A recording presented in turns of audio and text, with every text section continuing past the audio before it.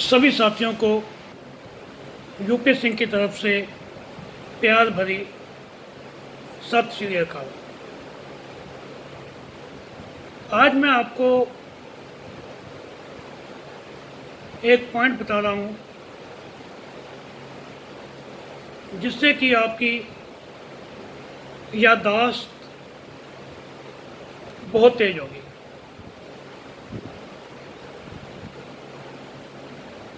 ये पॉइंट आप सबको मालूम भी है,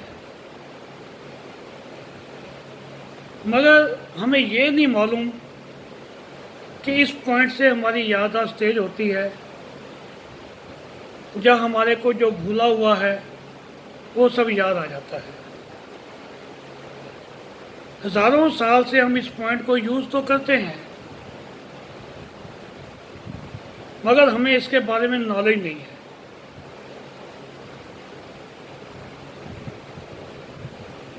इस पॉइंट को सिमुलेट करने से याददाश्त बहुत अच्छी हो जाती है, बहुत तेज़ हो जाती है। आपको जो पुरानी बातें याद नहीं आ रही वो भी याद आनी शुरू हो जाती हैं। अगर नींद ना आ रही हो आपको, तो आप अगर इस पॉइंट को सिमुलेट करेंगे तो आपको नींद भी आनी बहुत अच्छी हो जाएगी।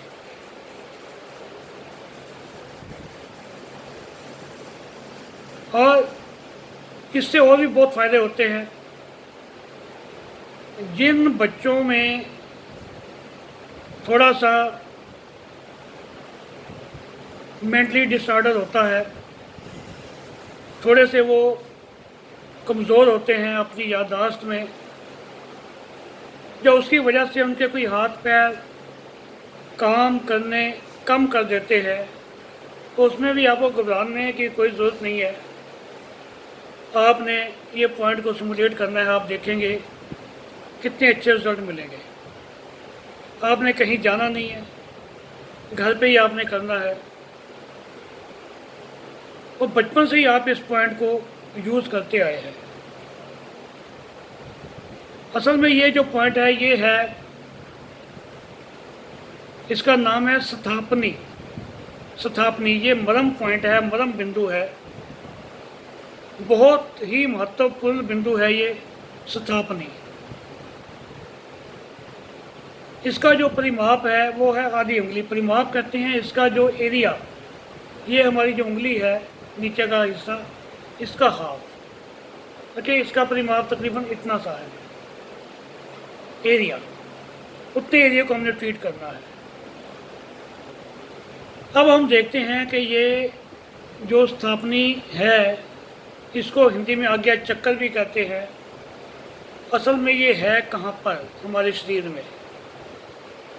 जो हमारी दोनों आईब्रोज यहाँ पे शुरू होती हैं, इन दोनों के बीच में यहाँ पर नाक के ऊपर, जहाँ पर अक्सर हमारी बहनें बिंदी लगाती हैं। अब इस पॉइंट का तो सबको मालूम है, हम बचपन से ही बिंदी लगाते आ रहे हैं। बचपन से ही मंदिर में या गुरुद्वारा मंदिर में जाते हैं तो हमारे टीका यहीं पे लगाया जाता है, चंदन का भी या कोई और भी जो भी लगाते हैं। चंदन का टीका यहीं पर क्यों लगाया जाता है? ताकि हमारे मस्तिष्क को ठंडक पहुँचे। जब हमें कुछ याद नहीं आता, हम क्या करते हैं? एग्ज़ाम दे रहे हो या कहीं हो तो हम ऐसे करते हैं। धीरे धीरे इस पॉइंट को हम सिमुलेट करते हैं तो हमें याद आना शुरू हो जाता है। बच्चे को नींद नहीं आ रही तो हम बचपन में क्या करते थे? बच्चों को लिटाकर हाथ से यहाँ पे धीरे धीरे थपकी मारते थे। अभी मैंने आपको बताया ना, अगर जिसको नींद ना आती हो उसके लिए सबसे बेस्ट पॉइंट है। पॉइंट हम यूज़ करते थे पहले भी, मगर हमें ये मालूम नहीं था इसके इतने फ़ायदे हैं। और ये पॉइंट इतना ज़्यादा सेंसिटिव है कि यहाँ पर जोर से मारने, आघात करने से आदमी बेहोश भी हो सकता है या उसकी डेथ भी हो सकती है ज़्यादा तेज मारने से। इस पॉइंट को सिमुलेट करने का मैं आपको तरीका बताता हूँ। एक तो ये है कि आप दोनों उंगली यहाँ पर रखकर ऐसे धीरे धीरे आपने 15 से लेकर 20 बार के बीच में 17-18 बार इसको सिमुलेट करना है, दिन में 3 बार। ज़्यादा जोर से प्रेशर नहीं देना, बिल्कुल धीरे धीरे। मैं आपको हाथ पे करके बताता हूँ।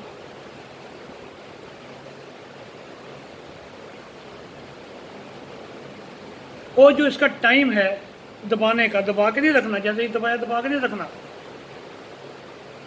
हमने इतनी जल्दी छोड़ना है कि 1 सेकंड से कम समय में, 0.08 सेकंड में 1 2 3 4 5 6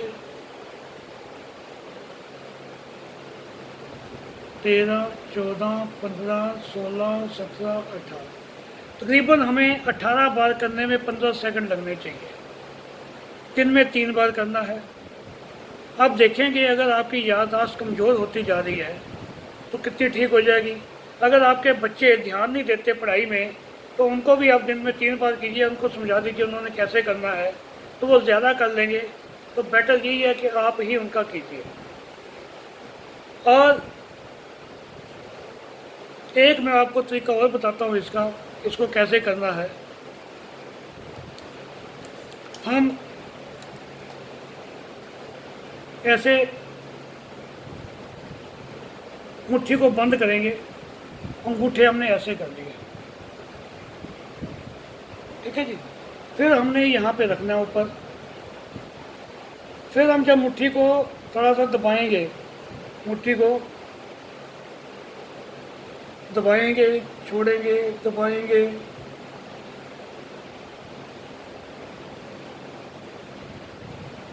ये हम 17-18 बार करेंगे दबाने छोड़ने से, तो अपने आप ही वो हमारा जो है